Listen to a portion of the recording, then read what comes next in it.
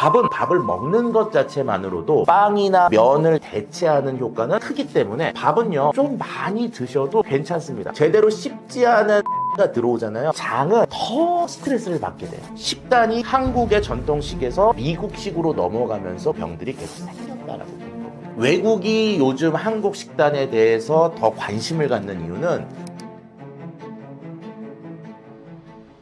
운동은 어떤 방식으로 추천하시나요?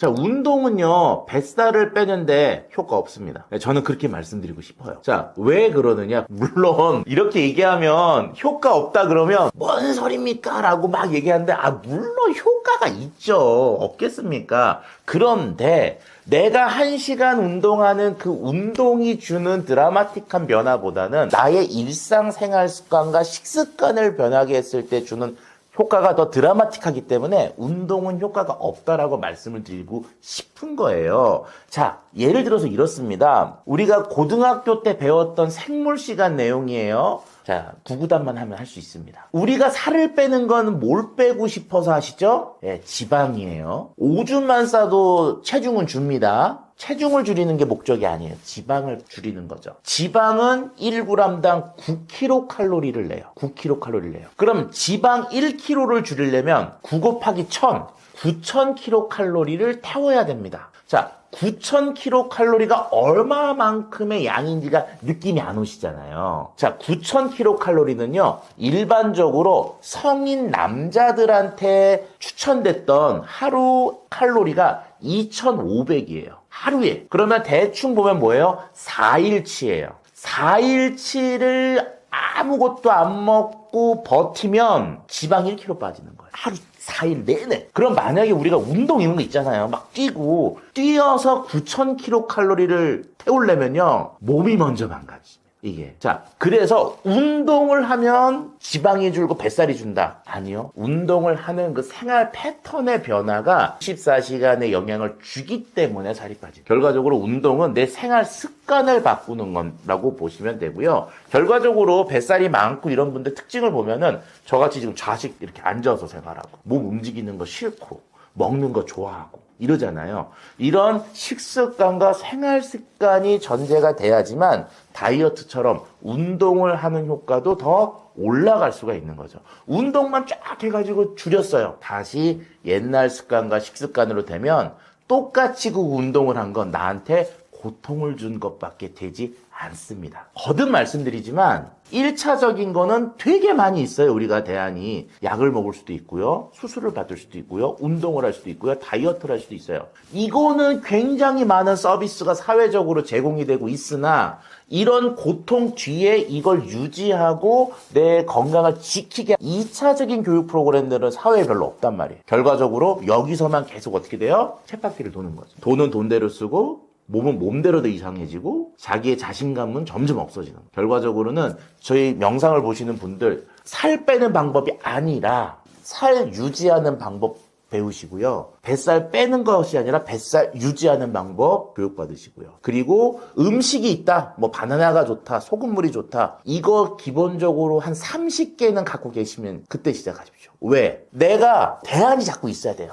바나나만 계속 먹으면 식단 안 되잖아요. 우리가 원숭이도 그렇게는 안 먹습니다. 결과적으로는 내가 어떤 식단으로 어떻게 생활을 유지할 것인지 요거에 대한 것들을 교육받고 그걸 인지하고 그리고는 앞에 하는 게 더 도움이 되는 거죠. 그래서 저는 개인적으로 운동이 뱃살을 빼는데 도움을 준다. 그거의 도움에 대한 가능성은 생각보다 크지 않다라고 말씀을 드리고 싶네요. 안심하고 밥 한 그릇 양껏 먹어도 상관없는 건가요? 예, 맞습니다. 우리가 일반적으로 밥은 매력이 있어요. 저도 지금 이제 거의 이 식품과 관련된 걸 40년 동안 연구를 하면서 밥에 대한 누가 이렇게 교육을 별로 받지 못했어요. 밥이 좋은 거야, 나쁜 거야. 그냥 어느 순간 요즘 나 밥 나쁘다만 얘기하고 밥 다 요만큼씩 먹는단 말이에요.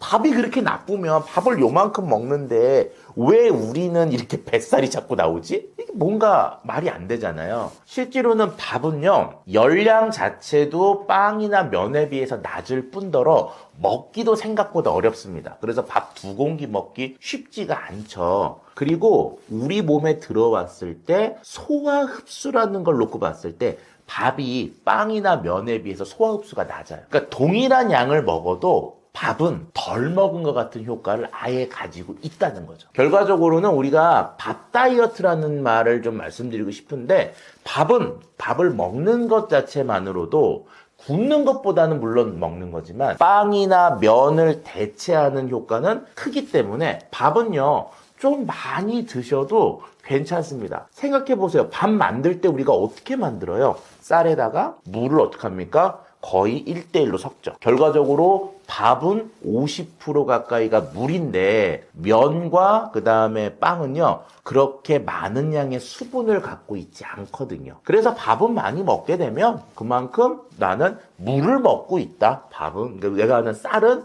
양이 적다라고 보시면 되고, 죽으로 만들다거나 아니면 그 된밥들 있잖아요. 이렇게 먹으면 더욱더 물의 양은 올라가니까 많이 드셔도 상대적으로는 적게 드신 것 같은 대체 효과가 있죠. 밥을 많이 먹고도 뱃살 뺄 수 있는 방법도 있나요? 자, 그러면은요, 밥을 먹고 뱃살을 뺄 수 있는 방법. 이때 운동과 생활 습관들이 들어가시는 거예요. 그러니까 미국에서 가장 뚱보가 많은, 뚱보라고 그러면 괜찮겠죠? 뚱뚱한 사람이 많은 주가, 텍사스 주라고 합니다. 텍사스 주 사람들 보면은요, 저 정도 가면 어디서 명함을, 이런 얘기가 나와요. 기본적으로 한 200kg 가까이 되는 남자들 굉장히 많고요. 근데 그 텍사스 사람들의 공통적 특징이 뭐냐면, 일단 단 것을 많이 먹고요. 그 다음에 열량을 어마어마하게 먹습니다. 하루에 한 9,000kcal 먹어요. 그러니까 일주일치 먹습니다, 우리. 그리고 세 번째가 차로만 움직여요. 이유가 뭐냐? 텍사스가 더우니까 밖에 걸어 다닐 수가 없어. 공원을 산책한다? 쪄 죽어. 그래서 실질적으로 우리는 그렇게 덥진 않잖아요. 또 그리고 생활 패턴에서 대중교통이라는 게 잘 돼 있으니까, 물론 저도 참 어려워하지만 자동차를 좀 쉬게 하고 내가 걸어 다니고, 그리고 일반적이면 식단도 좀 먼 데를 가고, 이런 것들을 조금 추가하면 식단이 밥 위주로 변화돼서 대체 다이어트 같은 효과를 볼 수 있는 형태가 됐으면, 생활 습관을 그렇게 바꿔주면 더욱더 뱃살을 빼는데 도움이 될 수가 있는 거죠. 그리고 그렇게 몸을 자꾸 움직이시면 입맛이 돈단 말이에요. 그때 밥량 올려도 괜찮습니다. 이거는 내가 입맛이 돌고 있다는 거는 굉장히 긍정적인 게, 운동을 할 때 보면은요, 이런 얘기를 하세요. 운동을 열심히 하면은 피를 뽑아서요, 케톤체라는 걸 재거든요. 케톤체라는 게 뭐냐면 몸에서 지방이 탈 때 나오는 물질이에요. 그러니까 얘가 만들어지면, 너가 지금 운동을 열심히 잘하고 있고 지금 몸에서 뱃살가들이 잘 빠지고 있는 중이야 라고 보거든요. 생활을 그렇게 바꿔놓으면요, 내가 막 운동을 이렇게 안 해도 케톤체들이 점점 몸에서 만들어지게 됩니다. 그러면 당연히 에너지가 부족한 상태잖아요. 그럼 당연히 몸은 더 많은 에너지를 달라고 해요. 그때 탄수화물을 주시는 거는 도움이 돼요. 그때 굶으면 되지 않겠냐? 굶어도 되죠. 하지만 굶는 것보다는 그때는 오히려 밥량을 늘리면서 서서히 지방을 태우고 탄수화물도 섭취하는 그런 패턴으로 바꿔주시는 것도 좋습니다. 그래서 식단이 조정이 됐다? 그러면 생활 습관을 바꿔주시는 것이 필요하죠. 그때 가장 중요한 건 일상생활에서의 운동량을 늘리는 게 중요합니다. 잡곡밥과 흰쌀밥 모두 상관없나요?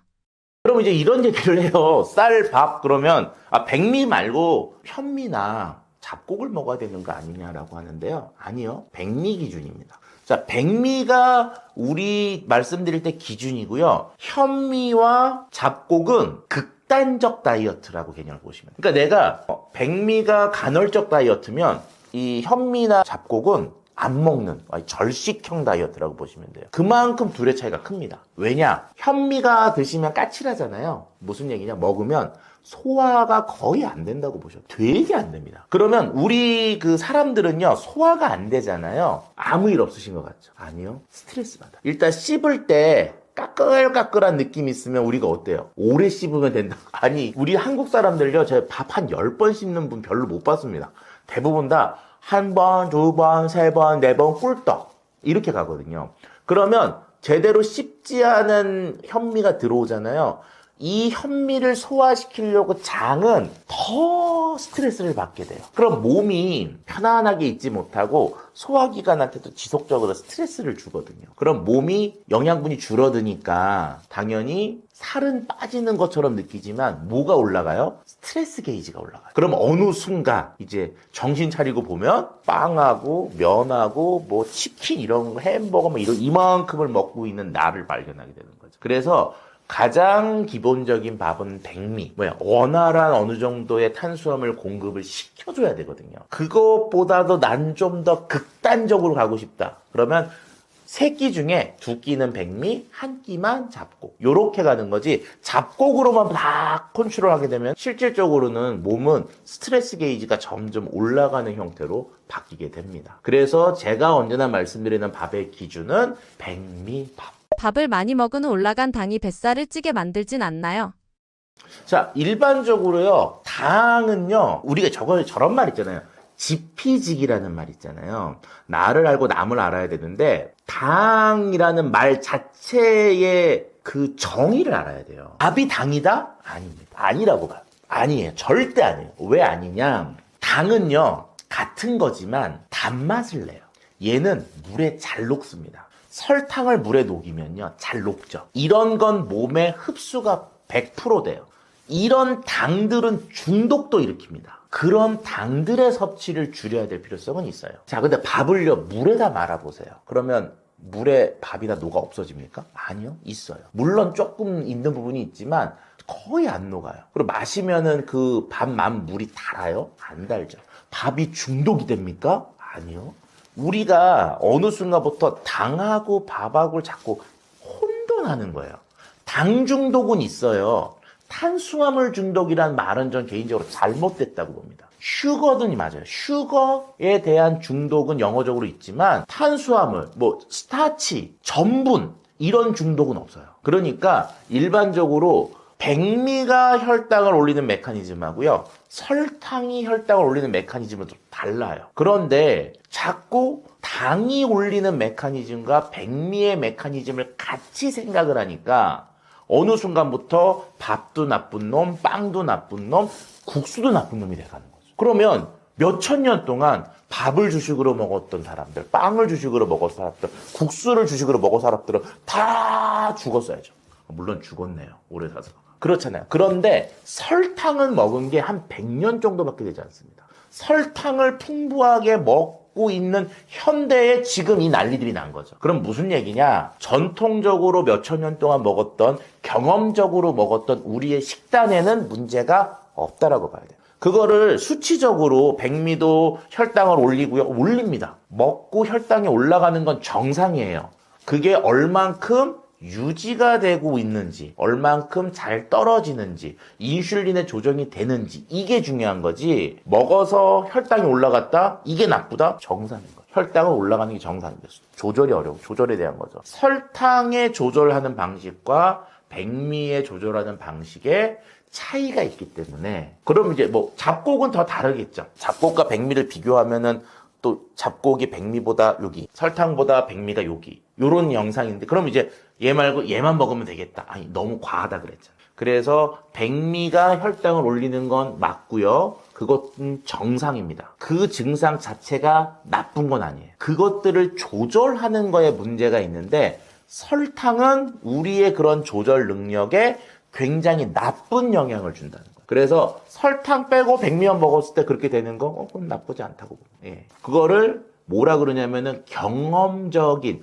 임상적인 영양학이라 그래요. 그러니까 우리가 과학적으로 해석해서 딱 하는 게 아니라 수천 년 동안 인간들이 먹어왔던 것에서 알게 된 정보라고 보는 거예요. 그래서 밥이 갖고 있는 장점들 여러 가지가 있거든요. 이것들을 현대과학으로 풀어라? 다 못 풉니다. 그런데 경험적으로 그것들을 풀어보는 거죠. 고혈압, 고지혈증, 고혈당을 특히 주의해야 하는 이유는 무엇인가요? 한 가지 제가 질문을 드려볼게요. 어떤 내용이냐 하면은, 쓰리고를 가장 먼저 안 나라가 어딜까요? 쓰리고라고 하는 병에 대해서 가장 위험하다고 인식이 됐던, 그러고 대안을 세웠던 나라, 미국이죠. 그러니까 미국이 그 위험성을 언제 알았을까요? 우리가 알고 있는 비만, 당뇨 이런 것들이 국민들한테 큰 영향을 줄 수 있다는 걸 언제 알았을까요? 생각보다 얼마 안 됩니다. 실제로 한국이요, 20년 전까지라도 당뇨 메커니즘 이런 거 몰랐어요. 제 기억에 학교 그 임용고사 있잖아요. 임용고사 문제로 1형 당뇨, 2형 당뇨 구분하는 문제가 나왔거든요. 임용시험에. 그 어렵다는 고시에. 미국은 한 1960년도, 한 50년 전쯤에 고혈압, 비만, 당뇨, 이런 것들이 미국 사람들한테 자꾸 나타나네? 라고 그때부터 인식을 하게 됐어요. 50년 정도밖에 되지 않습니다. 근데 그 사람들이 그럼 어떻게 하느냐? 미국 사람들이 과학적인 나라잖아요. 걔네들이 과학으로 풀려고 그랬어요. 그래서 어떻게 했느냐? 약도 만들어보고, 처방도 만들어보고, 치료법도 만들어보고. 결론이 뭐냐? 약으로 치료가 되지 않는다였어요. 약으로 치료가 되지 않으니까 어떻게 할까? 그래서 그때 나온 대안 중에 하나가 음식으로 치료하자는 거예요.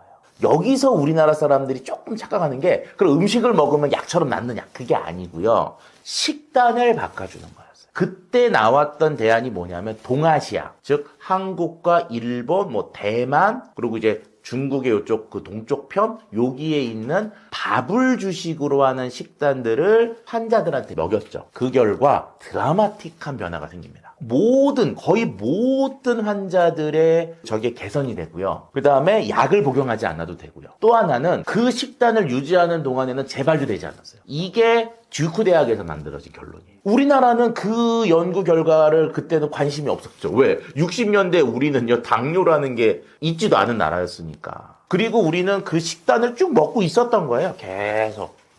미국이 연구했던 식단들, 그렇게 과학적이고 건강적인 식단들을 우리는 몇백 년 전부터 먹고 있었던 거죠, 이미. 그래서 제가 밥을 버리면서 우리 몸이 망가졌다라고 주장을 하는 이유가 식단이 한국의 전통식에서 외국, 특히 미국식으로 넘어가면서 우리가 괴롭히는 병들이 계속 생겼다라고 보는 거거든요. 실제로 그런 면에서 외국이 요즘 한국 식단에 대해서 더 관심을 갖는 이유는 건강식이기 때문에 그래요. K푸드 그러면서 불닭볶음면만 얘기하는데 그게 아니라 그 전부터 비빔밥이나 불고기나 이런 것들이 미국이나 유럽에 좀 배운 사람들, 음식에 대한 기본적 지식을 갖고 있는 사람들이 보기에는 가장 건강하면서 맛있고 오랫동안 먹을 수 있는 음식이었다고 판단이 됐기 때문에 한 2000년 전부터 1990년도 후반부터 한식에 대한 관심이 계속 올라왔고 그게 한 20년 30년이 지난 현재 K푸드라고 빵 터진 거죠. 이게 갑자기 터진 게 아니고요. 조금씩 누적이 됐던 게 터진 거고 그 근거에는 한식의 건강성이라고 하는 베이스가 깔려 있는 겁니다. 결과적으로 한식으로 회귀하는 게 지금 상황에서는 뱃살을 줄이는 그리고 뱃살을 줄인 다음에 유지하는 가장 좋은 방법이라고 할 수가 있죠. 밥과 함께 먹는 반찬은 어떻게 먹는 걸 추천하시나요? 그러니까 반찬은요. 한국의 반찬은 일단은 잘 보세요. 그러면은 뭐냐면 그냥 엄마가 뜯어다 먹어. 물론 시장 가도 1,000원짜리 시금치 그럼 그거 하나 사가지고 무치고요, 국하고요, 또 이것저것 해서 먹어요. 결과적으로 한국의 반찬 문화는 기본 베이스가 채소고요. 두 번째가 제철입니다. 세 번째가 싸요. 일반적으로 서양 사람들이 한국의 반찬을 볼 때는 자기네 음식 속에는 없는 것들, 부족한 것들이죠. 그것들을 많이 먹는 민족이라고 볼 수가 있어요. 최근에는 제가 조금 이게 너무 과하다라고 생각이 들긴 하는데 왜? 어느 순간부터 채식 위주의 우리의 부식, 우리 채식만 먹지 않았습니다.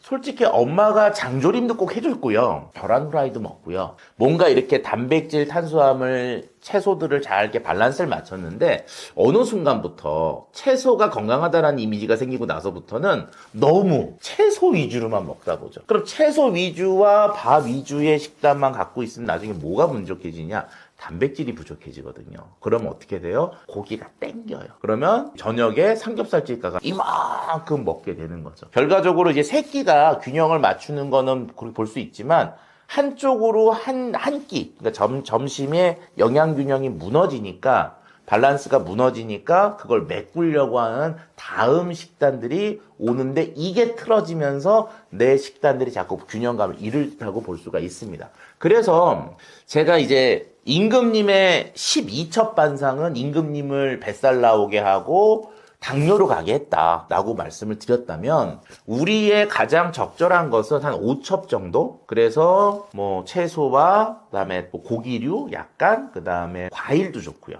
요런 세 가지가 들어가고 그다음 하나가 더 낙농 제품, 우유류 요런 것들이 들어가 있는 반찬 시스템으로 들어가게 되면 영양학적으로는 가장 이상적인 곡류, 채소류, 과일류, 낙농류, 그 다음에 미트류, 고기류 요 5가지를 다 갖고 있기 때문에 그렇게 맞춰보는 게 좋지 않을까라고 생각이 들고요. 그런 것들을 하는 게 실제로는 영양학과의 학생들이 배우는 학문이라고 볼 수가 있죠. 유독 나이 들면서 뱃살만 찌는 것 같은 느낌이 드는데 실제로 그런가요?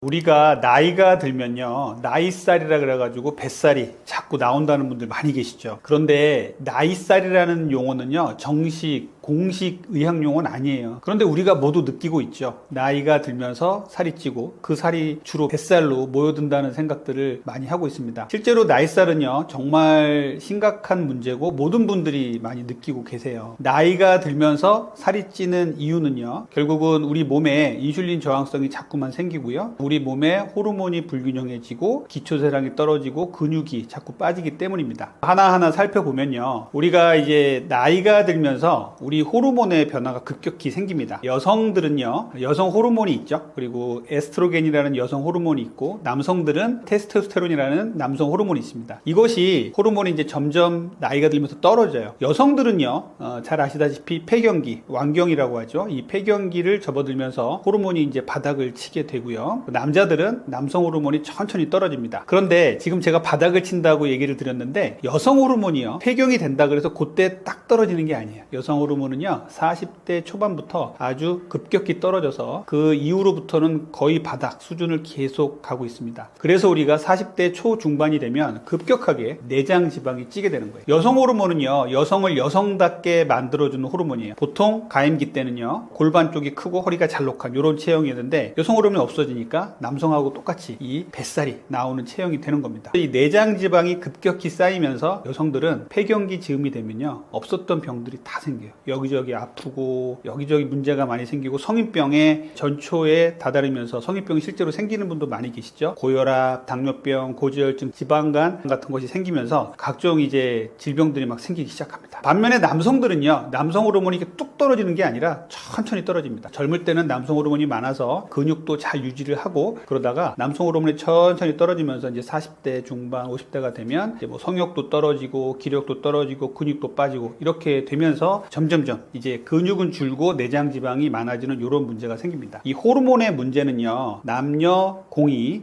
다 살이 찌게 만드는 원인이에요. 그 중에 여성들은요, 너무나 급격히 생기는 이 호르몬의 변화 때문에 너무나 고통스러워 하시죠. 여성분들이 훨씬 더 이 문제의 심각성을 느끼는 게 사실입니다. 두 번째는요, 근육 감소예요. 근육은요, 이제는 여러분들 다 느끼시겠지만 젊었을 때는 근육이 많아서 운동을 하고 그래도 아프지도 않았는데, 이제 나이가 들면서 조금만 운동하면 근육이 아프고 또 근손실이 자꾸 생기죠. 이제는 근감소증이라는 것이 예전에는 그냥 의학계 쪽에서 논의만 되다가 최근에는 이제 국내에서도 공식 진단명으로 인정을 받았습니다. 그 정도로 나이가 들수록 이제는 근육이 너무 빠지게 되고, 이 근육이 빠지게 되면요, 비만은 더 가속화됩니다. 근육은 에너지를 태울 수 있는 여력이 있는 곳이고 우리 몸의 혈당의 저장 창고예요. 그렇기 때문에 근육이 부족해지면 혈당이 불균형해지고, 그리고 내장 지방이 자꾸만 쌓이고 인슐린 저항성, 대사의 문제로 가게 됩니다. 근육의 부족이 가장 큰 문제고요. 또 하나는 이제 근육의 문제와 더불어 항상 같이 가는 게 있는데, 기초대사량이라는 게 있어요. 우리 몸이 기본적으로 삶을 영위하기 위해서 쓰는 에너지가 있어요. 숨 쉬고 배설하고 먹고 잠자고 이럴 때 쓰는 에너지거든요. 활동하지 않을 때도 쓰는 에너지인데, 이 기초대사량이 젊었을 때는 아주 기초대사량이 높아요. 그래서 젊은 친구들, 아이들 보면은 뭐 겨울에도 막 뛰어다니잖아요. 겨울에도 얇은 옷 입고 막 뛰어다니잖아요. 이게 기초대사량이 높아서 그런 건데, 나이가 들수록 기초대사량이 뚝 떨어집니다. 그렇게 되면 우리 몸의 근력도 같이 떨어지게 되고, 그렇게 되면서 내장 지방이 자꾸만 쌓이는 몸이 돼요. 전반적으로 일반적으로 이렇게 뱃살이 나오게 되면 문제가 뭐냐면요. 우리 몸의 지방을 크게 나누면 피하지방과 내장지방 두 가지가 있습니다. 피하지방은 이렇게 손으로 잡으면 잡히는, 어디든지 잡으면 잡히는 요것이 피하지방이고요. 내장지방은 이 잡히지 않는 내부 안쪽에 있는 장기 속에 끼어 있는 지방이에요. 예전에는 이 내장지방이 그냥 공간을 차지하고 있는 덩어리라고만 생각했었는데 이제는 완전히 개념이 바뀌었죠. 이 공간을 차지하고 있는 지방 덩어리가 아니라 내장 사이사이에 끼어서 온갖 우리 몸에 나쁜 물질을 뿜어내는 호르몬 조직이다라고 이제 얘기를 하고 있어요. 내장 지방이 자꾸만 쌓이면요, 내장 지방에서 뿜어내는 온갖 사이토카인들, 나쁜 물질들이 뿜어 나오면서 고혈압, 당뇨병, 고지혈증, 지방간 같은 대사의 문제, 그리고 인슐린 저항성, 모든 만병의 근원이 되는 것입니다. 그래서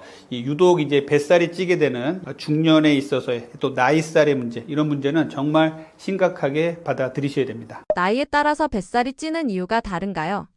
다이어트를 하는데도 살이 잘 안 빠지는 사람들의 공통적인 원인은 무엇인가요?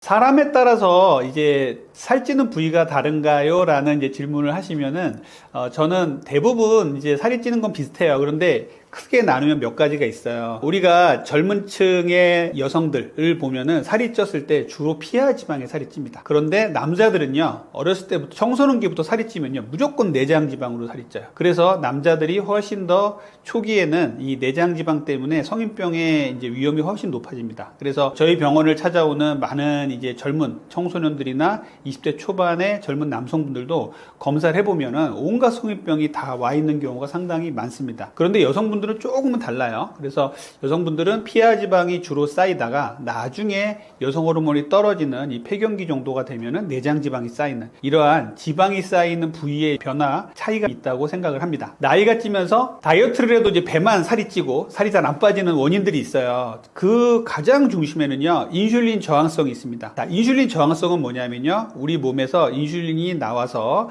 적절히 일을 해주고 들어가서 쉬고, 그럼 췌장도 같이 쉬고 이렇게 돼야 되는데, 이 대사에 문제가 생기면은요, 인슐린이 우리 몸에 너무나 많이 나와 있어서 인슐린이 올바로 쓰이지 못하고 대사의 문제를 일으키는 문제예요. 그래서 우리 몸에 음식이 들어오면 들어오는 족족 인슐린이 지방으로 축적을 하는 것이 바로 인슐린 저항성의 문제거든요. 그리고 같은 양의 인슐린이 나와서 일을 해야 되는데 인슐린이 점점점 많이 나오게 되고, 인슐린이 많이 나와도 그 인슐린이 자기 역할을 제대로 못하기 때문에 생기는 문제가 바로 인슐린 저항성의 문제입니다. 이 인슐린 저항성은요, 우리 여러분들 이제 건강 검진을 하시면 대사증후군 유형군입니다 라고 얘기를 하는 경우가 있죠. 이 대사증후군의 가장 깊은 속에 중심에는요, 인슐린 저항성이 있는 거예요. 인슐린 저항성의 또 가장 깊은 곳에는 바로 비만이 있는 겁니다. 인슐린 저항성이 있으면은요, 뱃살이 빠지지가 않습니다. 그래서 인슐린 저항성은 여러 가지로 검사를 하게 돼요. 뭐 당화혈색소를 검사할 수도 있고요, 체내 공복 인슐린 레벨을 검사하기도 합니다. 이런 검사를 통해서 그래서 인슐린 저항성을 검사하기도 하는데요, 이런 인슐린 저항성은 우리의 그 현대인들의 비만의 가장 큰 원인이다라고 얘기를 할 수가 있겠어요. 두 번째는요, 이렇게 뱃살이 자꾸 찌는 사람들 중에 특징 중에 하나가 단백질 섭취가 부족하신 분들이 계세요. 단백질은 정말 중요합니다. 단백질은 우리 몸의 구성 성분이고요, 그리고 대사를 유연하게 만들어주고 대사를 이루어주는 아주 기본적인 건데요, 이 단백질이 아직도 우리 한국 사람들에게는 상당히 부족합니다. 그래서 단백질이 부족해지면요, 내장 지방이 찔 수밖에 없어요. 이 단백질 대사가 잘 안 되기 때문에 지방이 점점점 축적이 됩니다. 그래서 이 단백질 섭취가 부족하신 분들은 마른 비만으로 갈 가능성도 훨씬 높습니다. 이렇게 근육은 적고 지방은 많은 이런 몸이 될 수 있기 때문에 단백질 섭취가 부족하신 분들도 상당히 뱃살의 위험이 높으신 분들이에요. 자, 세 번째는요, 유산소 운동만 하시는 분들이 계세요. 자, 우리가 이제 내장 지방을 빼고 근육을 올리려면요, 근력 운동이 필수거든요. 그런데 운동을 한다고 하시면서 무조건 걷기만 하시거나 그리고 유산소 운동만 하시는 분들이 계세요. 이렇게 되면은요, 우리 몸에서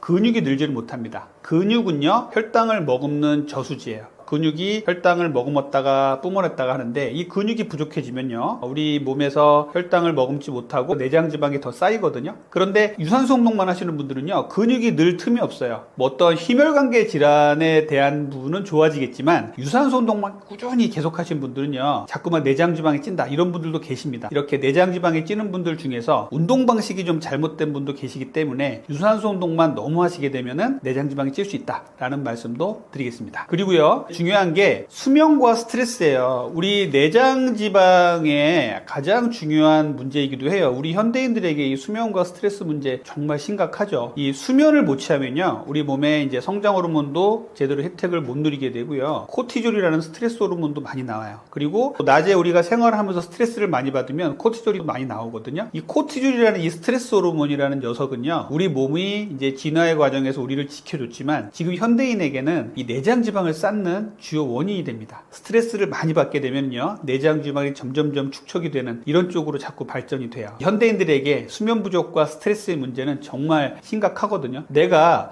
내장 지방이 정말 뱃살이 정말 안 빠진다 이런 분들이 계시다면요, 수면과 스트레스의 문제를 항상 뒤돌아 보셔야 됩니다. 그래서 7시간 반 전후에 숙면은 꼭 취해 주시고요, 스트레스를 줄이기 위해서 스스로의 노력, 산책을 한다든지 자기만의 취미 생활을 갖는다든지 종교 생활이라든지 이런 것들을 통해서 스트레스를 잘 해소할 수 있는 이러한 해소 방법을 찾으셔야 됩니다. 식단은 어떻게 하는 게 좋은가요?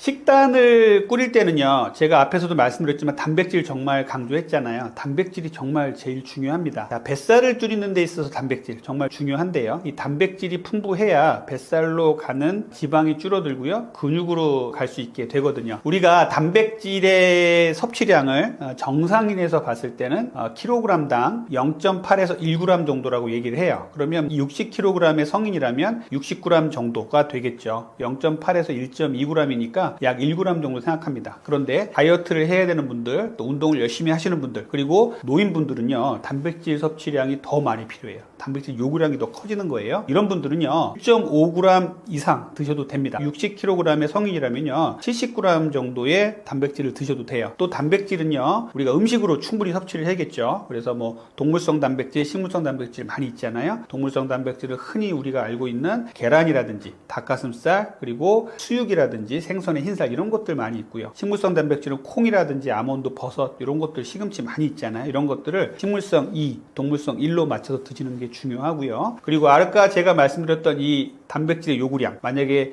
60g이나 70g 정도 되는 단백질의 요구량이라면 이 요구량을 아침에 다 먹어버리고 점심 저녁을 안 먹는다, 이게 아니라 20-30g씩 나눠서 드셔야 됩니다. 아침에 20-30g, 점심에 20-30g, 저녁에 20-30g 이렇게 나눠서 드시는 것이 가장 중요합니다. 그래서 단백질 섭취가 정말 제일 중요하다는 말씀을 드리고요. 두 번째는요, 혈당을 안정화시키셔야 돼요. 혈당이 안정화되어야 우리 몸에서 인슐린이 적절히 나오고 인슐린 저항성도 안 생깁니다. 그래서 우리 몸의 혈당을 안정화시키는 것이 뱃살을 줄이는데 가장 중요한 식단의 원칙이라고 하겠어요. 그래서 혈당을 안정화시키려면 결국은 정제된 탄수화물을 줄여야겠죠. 빵, 떡, 면, 과자, 액상과당, 과일을 갈아낸 주스 이런 것들 정말 안 좋거든요. 이런 것들이 혈당을 급상승하게 만들면요, 우리 몸에서 포도당 농도가, 혈중 농도가 확 올라가게 되고요. 그러면 인슐린도 엄청나게 빨리 나와요. 엄청나게 많은 양이 빨리 나와요. 그래서 인슐린이 나와서 우리 몸에 지방을 저장을 합니다. 이렇기 때문에 이렇게 혈당을 안정화시키는 식사 습관이 정말 중요하거든요. 그러면 결국은 단백질 위주로 식사를 해야 되고, 탄수화물들은 이런 빵떡면, 과자 이런 정제된 탄수화물들이 아니라 통곡류 위주의 적절한 탄수화물을 잘 드셔야 됩니다. 이런 것들 중요하다고 말씀을 드리겠어요. 그리고요, 세 번째는요, 야간 탄수화물 제한을 꼭 제가 말씀드리고 싶어요. 야간에 야식 먹는 거는 정말 안 좋죠. 그런데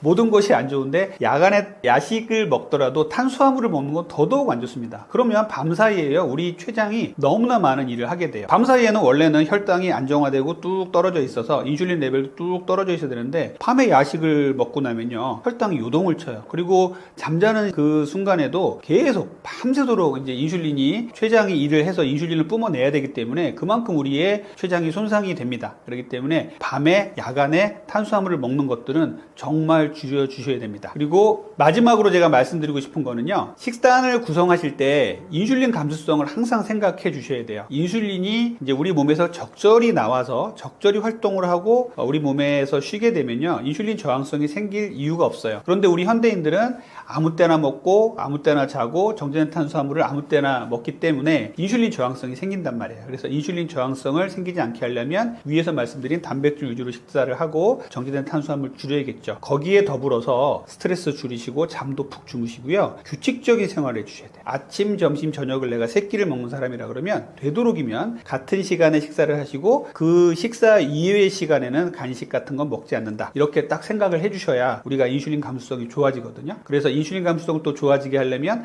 간헐적 단식도 상당히 중요합니다. 그래서 우리가 12시간 정도의 완전한 공복 시간, 물 외에는 아무것도 안 먹는 이런 공복 시간을 잘 만드시고요. 거기서 성공을 하시면 14시간, 16시간까지 공복 시간을 쭉 만들어 간다면 인슐린이 아주 우리 몸에서 잘 활동하고 푹 쉬게 되는 인슐린 저항성이 생길 틈을 안 줍니다. 그래서 이렇게 뱃살을 줄이는 식단에는요, 이런 4가지 원칙을 꼭 지켜주셨으면 좋겠습니다. 위고비 등의 비만 치료제는 언제 어떨 때 사용하길 추천하시나요?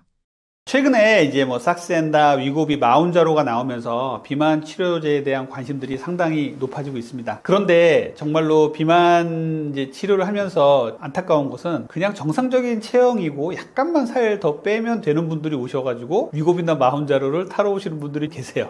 이런 분들은 원칙적으로 위고비, 마운자로의 치료 대상이 아닙니다. 정부에서 정해놓은 위고비, 마운자로 치료 대상이 있어요. BMI라고 하죠. 키 몸무게로 계산한 BMI가 30 이상인 경우에는 위고비나 마운자로 사용하실 수 있습니다. 그리고 위고비나 마운자로 사용할 수 있는 두 번째 기준은요, BMI가 27 이상이면서 30이 안 되더라도 27 이상이면서 고혈압, 당뇨병, 고지혈증, 지방간 같은 이런 성인병이 있거나 수면 무호흡증이 있으면 위고비나 마운자로 사용할 수 있다고 돼 있어요. 그런데 우리가 이제 일반적으로 뭐 BMI를 계산하지 않더라도 내 스스로 봤을 때 내가 너무나 이제 고도 비만인데 운동과 식사 조절을 해도 전혀 살이 안 빠지고 각종 성인병 때문에 고통받는 사람이 계시다면 위고비나 마운자로를 좀 적극적으로 사용을 하셔야겠죠. 그래서 지금 내가 이제 식사 조절을 하고 싶은데 식욕 통제가 안 된다. 밤에도 야식을 시켜 먹고 막 자다 깨서 음식을 먹어야 되는 이런 분들이 계시다면 위고비나 마운자로가 큰 도움이 될 수가 있어요. 이런 부분들은 혼자 판단하지 마시고 인근 병의원에서 꼭 선생님들과 상의하시고 전문 선생님과 상의하셔서 위고비나 마운자로의 도움을 일부 받으시면 좋을 것 같습니다. 마지막으로 원장님께서 실제 진료실에서 뱃살 때문에 고민하는 환자분들에게 꼭 해주시는 말씀이 있다면요? 앞에서도 말씀드렸지만 뱃살에 치료하는데 가장 중요한 거는 인슐린 저항성을 개선을 하고요. 대사의 문제를 잘 개선을 하는 게 중요합니다. 여기서 뭐 많은 얘기를 제가 말씀을 드렸지만 그 중에 이제 우리 현대인들에게 정말 제일 중요한 게요, 수면과 스트레스 안 받는 거예요. 이게 정말 그 뱃살에 중요하거든요. 그런데 우리가 이걸 간과하는 경향도 있고, 현대인들이 어떻게 잠을 잘 자겠습니까? 어떻게 스트레스를 안 받겠습니까? 하는 분들도 계세요. 그런데 이거는 노력 여하에 달라집니다. 우리가 수면 같은 경우는요, 밤 10시부터 새벽 2시까지는요 성장 호르몬이라는 것이 나와서 우리가 혈당을 안정화시켜주고 식욕을 안정화시켜주고 내장 지방을 빼주는 역할을 합니다. 그런데 새벽 2시를 넘어서 주무시는 분들이 너무나 많아요. 특히 젊은 층에서는 이 수면의 중요성을 모르는 분들이 너무나 많습니다. 그리고 자기가 즐겁게 이제 회사에서 스트레스 받았으니까 즐겁게 나는 게임을 할 거야, 또 밤새도록 OTT 영화를 볼 거야, 뭐 이런 분들 많이 계시거든요. 그런데 수면만큼 중요한 게 없습니다. 다이어트를 결심했다 하는 분들은요, 수면 시간부터 확보를 하십시오. 밤 10시부터 새벽 2시까지를 포함해서 7시간 반 전후에 수면 시간을 지키는 것이 정말 중요하거든요. 요 수면 시간 잘 지켜주시고요. 또 하나 이제 스트레스예요. 스트레스를 많이 받으면요, 결국은 코티졸이라는 호르몬이 많이 나와서 우리 내장 지방을 축적하는 기전으로 갑니다. 그런데 이제 스트레스를 피할 수가 없다, 이런 분들이 너무나 많이 계시죠. 일도 많고 사회적인 가정적인 이런 스트레스가 너무 많으니까요. 그런데 적극적으로 노력을 해주셔야 돼요. 자기만의 스트레스 해소법을 가지시고 산책이나 여행이라든지 자기의 취미 생활들을 충분히 활용하시고 스트레칭이라든지 종교생활 이런 것들 충분히 활용을 하셔서 자기만의 스트레스 해소법을 잘 갖고 계시는 것, 잘 활용하시는 것이 정말 중요하다고 생각해요. 그래서 마지막으로 제가 드리고 싶은 얘기는 뱃살을 빼시려면 여러 가지 제가 말씀드렸지만 가장 중요하게 충분히 주무시고요, 스트레스 안 받는 자기만의 노하우를 만들어서 그런 생활 습관으로 가지셨으면 좋겠습니다. 스트레스를 받을 때마다 단 음식이나 탄수화물을 찾게 되는 이유는 무엇인가요? 이럴 때 먹으면 살이 더 많이 찌나요? 여러 가지 이제 호르몬에 대한 그런 변화들이 많이 생기죠. 그래서 요즘에 이제 호르몬들에 대해서 많이들 아실 거예요. 그래서 코티졸이라는 호르몬이 분비되죠. 코티졸이 분비되면 혈당이 떨어져요. 그리고 우리가 당 떨어지면 기분 좋을 사람이 있어요. 당 떨어지면 승질나죠. 막 저도 거의 장애 수준으로 배고픔을 못 참는데 그 일정한 시간에 꼭 음식을 넣어줘야 돼요. 그래서 어쨌든 스트레스 받으면 코티졸이라는 호르몬이 분비되고 혈당이 떨어지면서 당연히 당을 찾게 된다. 그럼 당이 가장 빨리 우리 몸에 들어올 수 있는 방법이 탄수화물이잖아요. 거예요. 그래서 탄수화물을 찾게 되는 것이고, 그 탄수화물 중에서 뭐 단 게 많죠. 그래서 단 걸 먹으면 사람이 기분이 좀 좋아지죠. 그게 이제 세로토닌이라는 그런 호르몬, 우리 행복 호르몬, 그것이 분비가 돼서 탄수화물 먹으면 또 단 걸 먹으면 그게 분비가 되고 또 그게 학습화가 되는 거예요. 그래서 스트레스 받을 때 더 찾게 되고 폭식을 하게 되고, 그리고 이제 도파민이라는 또 그런 호르몬도 알죠. 그래서 도파민도 우리가 이제 어떤 쾌감, 그런 걸 먹었을 때 이렇게 좀 쾌감 뭐 이런 걸 느끼기 때문에 연쇄적으로 반응을 하게 되고, 그러면 이제 탄수화물은 뭐 당연히 또 요즘에 정제된 게 많잖아요. 그래서 농축되어 있고 정제되어 있는 탄수화물을 너무 쉽게 많이 구할 수 있기 때문에 당연히 잉여돼서 몸에 쌓이게 되겠죠. 그러니까 비만으로 당연히 이어질 수밖에 없고, 그리고 이제 이 중년들, 특히 갱년기 분들은 간식을 좋아해요. 근데 이 간식 중에서도 옛날의 간식 대표적인 게 뭐예요? 떡이잖아요, 떡. 그래서 떡, 빵, 그리고 이제 고구마, 감자. 그러면 그게 이제 구황식물이라고 해요. 구황작물? 구황이라고 하는 건 뭐예요? 흉년이 들었을 때 우리가 밥 대신에 먹으라는 거잖아요. 밥이 없으니까. 그럼 그런 것들이 잘 소화가 안 돼요. 그래서 배가 또 든든하죠. 그죠? 그런데 이제 그런 것들을 밥 대신에 먹는 건 괜찮은데 그것도 드시고 또 밥은 또 따로 드시고, 그리고 이제 중년이 되면은 갱년기가 되면 어때요? 신진대사 기초대사가 떨어지잖아요. 그러니까 젊을 때하고 똑같이 먹으면 절대로 안 돼요. 그러니까 사실 젊을 때보다 덜 먹고 운동량을 늘려야지 현상 유지할 수 있는데, 반대로 젊을 때보다 더 먹고 운동은 더 안 하고 그러면 체중이 4배로 늘 수밖에 없어요. 갱년기 이후 유독 배에만 살이 잘 찌는 것 같은데 이유가 무엇인가요? 이제 갱년기 하면 이제 특히 이제 일단 여성들 주로 이제 이야기를 하게 되면은, 여성들의 경우에 이제 에스트로겐이라는 호르몬이 줄어들죠. 그러면 이제 에스트로겐은 원래 복부에 지방을 쌓이지 않도록 하는 거예요. 그런데 에스트로겐이 당연히 줄어드니까 복부에 지방이 많이 쌓여요. 그리고 이제 난소에서 호르몬이 분비가 안 되잖아요. 폐경이 되고 갱년기 되면. 그러면 지방세포에서 분비가 돼요. 그러니까 호르몬을 분비하기 위해서 이제 지방을 많이 축적하겠죠. 그래서 소위 얘기하는 아줌마 몸매, 배불뚝이 되고, 그리고 위나 장이나 이 복부 쪽을 가장 많이 못 움직이게 되죠. 그리고 이제 기초대사, 신진대사가 떨어지고 근육량이 떨어지니까, 근육량이 떨어지면 열량을 소모할 수 있는 곳이 줄어들겠죠. 그러니까 많이 쌓이는 거예요. 그 다음에 세로토닌이라는 호르몬 분비가 줄어들면서 또 신진대사, 기초대사가 또 떨어지고, 그렇게 해서 악순환이 생기면서 복부 비만이 생기는 거예요. 사실 이제 저도 예전에 비해서 자꾸 살이 찌죠. 지금 이제 보면 이제 날씬하죠. 근데 사실은 날씬할 수 있도록 하는 거예요. 그러니까 노력 없이 되는 건 없는데, 저는 일체의 간식을 안 해요. 그래서 저는 제 생일에 케이크도 한쪽 안 먹어요. 그래서 저는 어떻게 생각하냐, 간식은 죄악이다. 하루에 한 끼도 못 먹고 사는 사람도 있는데, 내가 먹을 걸 한 끼를 아껴서 아프리카 이런 데 구호하고 구제해줘야 된다, 이런 생각 진짜 해요. 그래서 실제로 그렇게 하고 있고, 그럼 나도 좋고 그 사람들도 좋고 그렇잖아요. 그런데 계속해서 이렇게 간식을 드시면 내 신진대사 떨어지니까 살이 찔 수밖에 없어요. 그리고 요즘에 이제 어르신들 어떻게 되죠? 임플란트 하잖아요. 사실은 치아가 약해진 이유는 덜 먹으라는 거예요. 이제 덜 먹으라. 그런데 임플란트를 해서 예전보다 젊은 사람만큼 먹고 젊은 사람보다 더 먹으면 우리가 움직이는데 한계가 있고 신진대사, 기초대사 떨어지는데 당연히 살찔 수밖에 없죠. 그죠?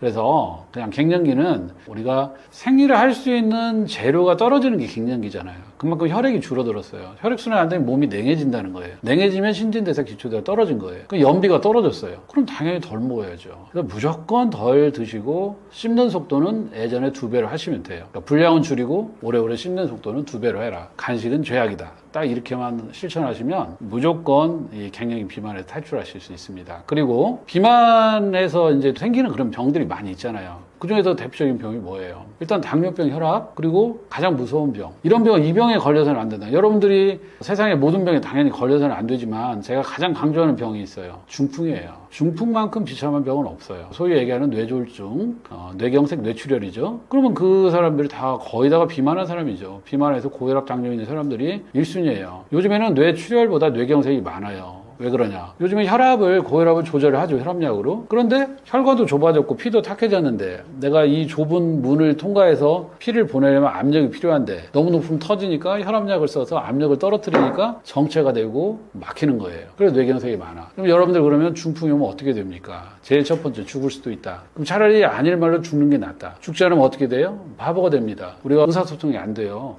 단어가 생각이 안 나고 문장을 만들 수가 없고, 그죠? 그냥 내가 팔다리를 못 쓰면 화장실도 내 마음대로 못 다닙니다. 그럼 어떻게 돼요? 어쩔 수 없어요. 요양병원 가셔서 그냥 기다려서 돌아가시는 거예요. 그러니까 여러분들이 현재 내가 혈압당뇨, 고지혈증이 있다, 비만하다 그러면 음식량부터 줄이고 오래오래 씹고 일체 간식 끊으시고 중풍 환자를 매일 그냥 떠올려 보세요. 하늘이 특별히 나에게만 은총을 내리고 나만 이뻐하지 않습니다. 나도 중풍에서 예외일 수 없고 자유로울 수 없다. 물론 저도 마찬가지죠. 그래서 중풍은 충분히 예방할 수 있기 때문에 여러분들이 중풍에 아찔한 생각을 하시면서 꼭 다이어트를 하시기 바랍니다. 수면 부족이 식욕 조절과 체중 증가에 영향을 준다고 합니다. 구체적으로 어떤 작용 때문인가요? 많이들 강조하는 게 여러 가지 있어요. 저는 건강을 위해서 5가지를 강조하거든요. 잘 먹어라. 잘 먹었으면 배출을 잘해라. 그리고 잠을 잘 자라. 그리고 적당히 운동을 해라. 마음을 편하게 해라. 이 5가지 얘기하거든요. 그럼 이 중에서 수면인데 그 수면은 어느 게 중요하냐? 수면은 무조건 12시간을 자고 7, 8시간을 자라. 저는 이렇게 이야기를 합니다. 근데 사람들이 잠을 자는 시간을 굉장히 아깝게 생각을 하거든요. 근데 잠을 자는 것도 굉장히 중요한 일이에요. 잠을 자면서 우리 몸이 재정비하고 휴식을 취하고 뇌도 쉬어야 될 거 아니에요. 그죠? 그래서 뇌에도 찌꺼기가 생길 거 아니에요. 하루 종일 돌아갔는데. 그러면 뇌에서 찌꺼기, 림프 이런 것들, 체액 이런 것들이 나쁘고 탁한 것들이 배출이 안 되면 뇌에 문제가 당연히 생기겠죠. 그래서 여러분들이 수면이 무너지면 모든 게 무너져요. 수면이 무너지면 식습관이 무너지고 식습관이 무너지면 다른 모든 문제가 파생돼서 생기는 거예요. 리듬이 깨지니까. 그래서 여러분들이 다이어트도 마찬가지예요. 자, 일단은 잠을 못 자면 사람들이 이 그렐린이라는 호르몬 그렐린이라는 식욕을 촉진하는 거죠. 막 식욕이 생기도록. 그래서 잠을 실제 연구에서 잠을 하루에 4시간 5시간 자면 이 그렐린이라는 식욕을 촉진하는 호르몬이 15% 증가하고 이 식욕을 억제하는 렙틴이라는 호르몬이 15%가 줄어든다라는 그런 연구가 있어요. 그리고 실제로 이 4시간 5시간 잔 사람들이 7, 8시간 잔 사람보다 비만할 확률이 50%가 높다. 또 실제 이런 연구가 있고, 그리고 잠을 못 자면은 사람이 예민해지죠. 그럼 뭐라고 그랬어요? 예민해지면 코티졸이라는 호르몬이, 스트레스 호르몬이 분비가 되고, 또 혈당이 떨어지면 많이 먹게 되고, 많이 먹게 되면 또 살이 찌고, 그 중에서 바로 또 에너지를 쓸 수 있는 탄수화물, 단 거 이런 것이 땡기게 되니까 완전히 또 악순환이 되는 거죠. 그리고 오랫동안 깨어 있으면 어떻게 돼요? 당연히 먹을 시간도 많아지는 거죠. 네, 그래서 더 먹을 시간이 많아지는 거예요. 네, 그래서 여러모로 수면이 무너지면은 호르몬에 대한 문제부터 또 파생적인 그러한 연쇄 효과 때문에 살이 찔 수 있기 때문에 무조건 수면부터, 비만한 사람은 수면부터 12시 전에 자고 7, 8시간 자라. 이걸 꼭 실천해 보시기 바랍니다. 원장님께서 건강을 위해 꼭 지키시는 습관 있으신가요? 화면에 어떻게 제가 건강하게 보일지 모르지만 비교적 건강하다고 생각하는데 제가 이제 50대 중반인데 제가 이제 제 건강을 위해서 지키는 철칙이 몇 가지가 있어요. 그게 이제 제일 첫 번째가 일체 간식을 하지 않는다. 그 다음에 과식하지 않아요. 그리고 저녁에 9시 넘으면 잘 먹지 않아요. 그리고 일단 9시 넘어서 먹었으면은 반드시 소화를 시키고 자요. 그런데 소화를 시키고 잘 시간이 없잖아요. 그럼 소파에서 비스듬하게 누워서 잡니다. 초벌구이. 그러니까 초벌 잠을 자는 거예요. 반드시 누워서 자면은 위산이 많아져서 그 위산이 식도 쪽으로 막 넘나들겠죠. 그럼 영순 식도염이 오고, 만약에 술까지 먹었는데 많이 먹었다, 인사불성이 되었다, 그러면 그게 음식이 넘어오면서 폐 쪽으로 들어가서 흡인성 폐렴으로 돌아가시는 거예요. 그래서 과식을 했다. 근데 자야 한다. 너무 졸립다. 그러면 꼭 소파에서 비스듬하게 1-2시간 초벌을 자고 나서 주무셔라. 그래서 그걸 꼭 실천하고, 그리고 저녁에 9시 넘어서는 어지간하면 먹지 말라. 그리고 잠깐 저는 좀 뛰어다닙니다. 그래서 아까 얘기했지만 제가 요즘에 대중교통을 타고 다니면서 버스 타러 갈 때 좀 뛰어가고, 점심에 좀 따릉이 좀 타고, 일부러 좀 식당에 멀리 있는 식당을 잡아서 따릉이를 타고 다니고, 사실 그 정도예요. 사실 뭐 저도 그렇게 많이 지키지 않은데, 그리고 저는 이제 운동도 너무 과하게 하면 노동이 된다. 그래서 요즘 운동 손상이 많아요. 그래서 과도하게 과도하다고 하는 기준은 뭐냐면 젊었을 때 했던 것을 지금도 하면 안 돼요. 그리고 내가 생각할 때 욕심이다라는 것이 있어요. 그 욕심을 버려야 됩니다. 그래서 내가 20대, 30대에 뭐 마라톤 풀코스 뛰었다고 그래서 지금 40대, 50대인데 뛰면 안 돼요. 그러니까 겸허하게 본인의 한계를 인정하고 안분지족해야 합니다. 간헐적 단식에 대해서는 어떻게 생각하시나요? 간헐적 단식을 하면 안 되는 사람도 있나요? 저는 무엇보다도 규칙성이, 리듬이 중요하다고 생각을 하거든요. 그러니까 비만한 분들도 예를 들어서 하루에 먹을 것을 3번에 나눠서 먹는 거예요. 물론 절대량은 줄여야겠죠. 그죠? 그래서 진짜로 간헐적 단식이 필요한 분들이죠. 그런 분들은 정말 너무 많이 과도하게 비만한 분들 말고는 간헐적 단식은 저는 좋지 않다고 봐요. 그리고 왜 그러냐면은 우리가 경제 활동도 마찬가지잖아요. 일정하게 내가 수입이 있어야 그것에 대한 어떤 지출 계획이 생기잖아요. 그러니까 몸에서도 일정하게 이 주인이 일정한 시간에 얼마만큼의 열량을 공급해준다는 그런 묵시적인, 암묵적인 동의가 있어야 내가 그것에 맞게 예산을 편성할 거 아니에요. 그런데 주인이 언제 줄지 음식을 언제 줄지 모르면 어때요? 아껴야겠죠? 안 죽으려면. 그래서 신진대사, 기초대사가 확 떨어지는 거예요. 그래서 이제 가장 중요한 것들만 돌리고, 가장 중요한 게 뭐예요? 심장하고 뇌잖아요. 그리고 나머지는 그냥 세이브하고 있는 거예요. 절전 모드로 돌아가는 거예요. 그러면 기초대사, 신진대사가 떨어졌기 때문에 나중에는 주먹만큼만 먹어도 살이 쪄요. 그러니까 10개를 먹어도 10개를 다 써버리면 하나도 안 남잖아요. 근데 5개밖에 뭐 안 먹었지만 2개밖에 못 쓰면 3개가 남는 거거든요. 그래서 간헐적 단식을 한다라고 하는 것은 우리가 예측 경영을 할 수가 없다. 우리 몸의 신체를. 그런 면에서 좋지가 않고, 또 윤화장도 이거 주인이 얼마 음식을 안 줘서 할 일이 별로 없어서 이렇게 군비, 내가 이 부대를 축소해 놨는데 갑자기 많이 주면 어떡해요? 나자빠질 거 아니에요. 그럼 그게 무리가 된 거예요. 그 다음에 또 이 사람이 또 계속 많이 먹어가지고 소화, 흡수 이런 쪽에 기능을 많이 확대해 놓고 잔뜩 해서 갖춰놨는데 또 안 줘요. 그럼 애들이 어떻게 해요? 녹이 슬겠죠? 그러다 보면은 당연히 문제가 생기는 거예요. 그래서 일정한 시간에 일정한 양을 드시는 것이 가장 중요합니다. 그래서 저는 반대입니다. 네, 일정한 시간에 일정하게 먹어야 된다. 그래서 기초대사, 신진대사가 떨어진다. 그러니까 나중에는 조금만 먹어도 살이 찌는 체질로 변화를 한다. 이제 그게 문제가 돼요. 간헐적 단식의 가장 큰 문제점은 우리가 예측을 할 수가 없기 때문에 신진대사, 기초대사를 많이 줄인다는 거예요. 그래서 가장 필요한 뇌하고 심장만 돌리고 나머지는 에너지를 줄 수가 없어요. 네, 특히 여성들의 경우에 이제 생리, 임신, 출산 이쪽은 내가 나의 입장은 나의 에너지를 쓰는 거니까 그 부분을 잘 쓰질 못해요. 그래서 그쪽의 기능들이 많이 떨어질 수밖에 없어요. 그리고 우리가 체중도 당연히 신진대사, 기초대사가 떨어졌기 때문에 나중에는 음식을 조금만 먹어도 살이 찔 수 있는 그러한 체질로 바뀌기 때문에 간헐적 단식은 저는 무조건 반대입니다. 오일 섭취는 살이 찐다고 생각하는 분들이 많은데 좋은 오일이 오히려 다이어트에 도움이 되는 이유는 무엇인가요? 요즘에 이제 유행하고 있는 것 중에서 에사비는 사실 좀 생소해 있는데 애플, 사과에다가 사이다, 그다음에 비니거, 식초 이렇게 타서 먹는 거죠. 그러니까 올리브 오일은 우리가 불포화 지방산 많이 알려져 있고 그래서 항염증 효과가 좋잖아요. 그래서 올리브 오일은 뭐 적극적으로 많이 활용을 하는 것이 좋겠고, 그러니까 지방이라고 하는 것이 우리 보면 지방하면 꼭 우리가 뭐 살, 비계 이렇게 해서 막 살이 찐다 이렇게 생각하기 쉬운데 항염증, 항산화 효과가 있는 그러한 지방을 섭취를 하는 게 좋고요. 그리고 우리 지방이라고 하는 거는 에너지원으로 또 요즘에 쓰이죠. 그래서 에너지원으로 쓰이는 게 요즘에서 키토 다이어트라고 많이 들어보셨을 거예요. 우리가 기존에는 탄수화물을 가지고 이제 에너지를 많이 썼는데 키토 다이어트는 탄수화물을 제한하면서 이제 지방을 많이 먹으라고 하는 거잖아요.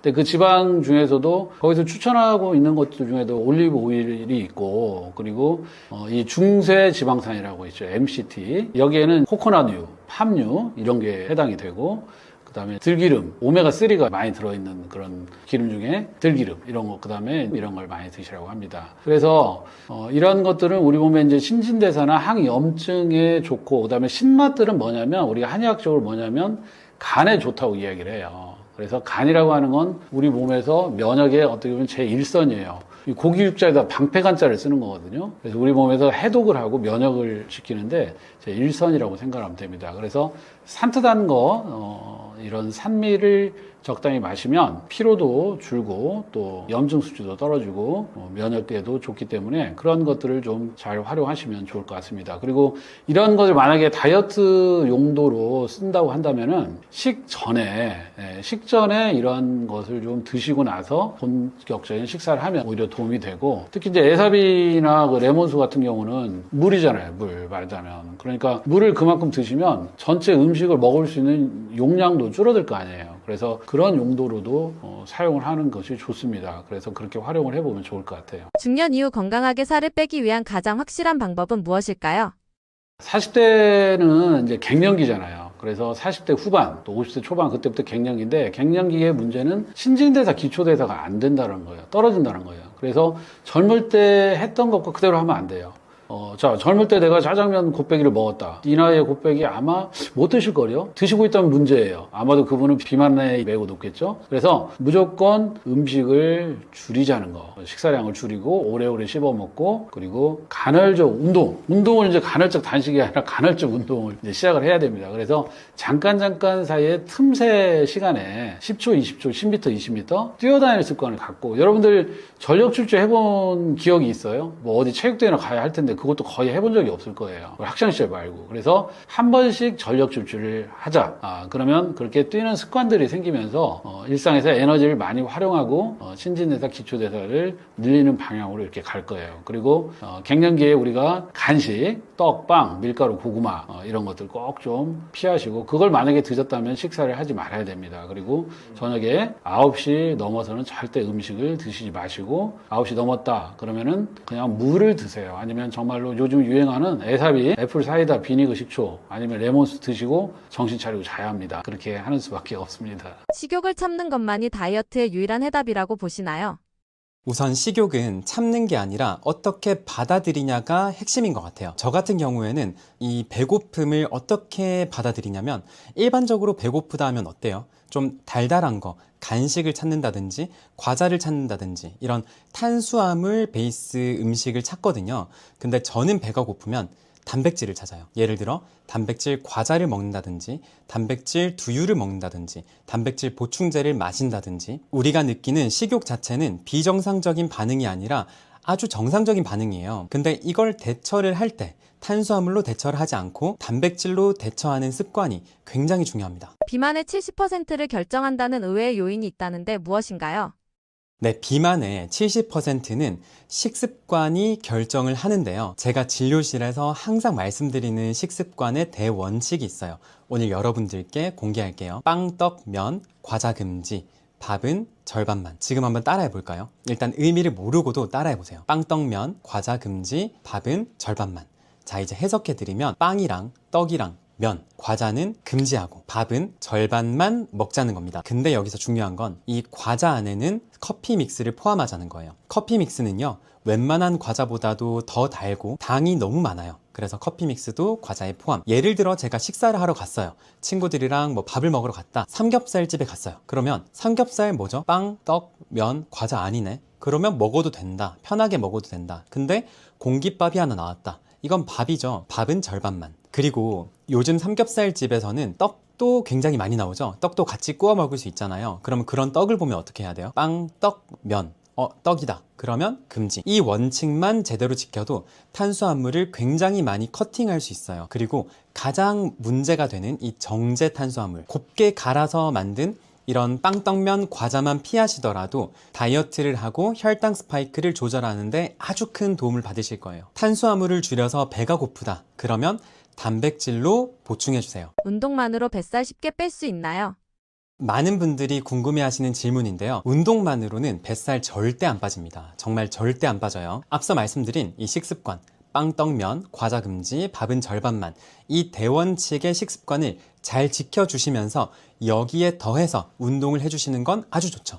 근데 운동하면은 보통 다이어트 운동은 유산소다. 유산소만 하시는 분들이 굉장히 많거든요. 근데 저는 유산소만 고집하지 마시고 무산소 운동, 그 중에서도 특히 근력 운동을 하시라고 꼭 말씀을 드립니다. 근력 운동 중에서도 등 근육 운동, 하체 운동을 가장 많이 강조를 드리는데요. 등 근육 운동으로는 랩풀다운 아주 추천드리고요. 로우로우, 이렇게 랩풀다운은 위에서 당기는 거고요. 로우로우는 앞에서 뒤로 당기는 겁니다. 이 두 가지 운동을 가장 많이 추천을 드리고, 하체 운동으로는 머신으로 하는 스쿼트, 그리고 머신으로 하는 레그 프레스 두 가지를 아주 추천을 드려요. 이렇게 등과 하체 근력 운동을 해주시면 체중 때문에 가장 많이 생기는 통증이 뭐냐면 허리 통증과 무릎 통증인데, 그 두 가지를 아주 잘 잡아줄 수 있습니다. 다시 한번 말씀드리면 운동만으로는 뱃살을 절대 뺄 수 없다. 하지만 빵, 떡, 면, 과자 금지, 밥은 절반만이라는 원칙을 지키면서 운동을 더해주는 건 정말 중요한데, 그 중에서도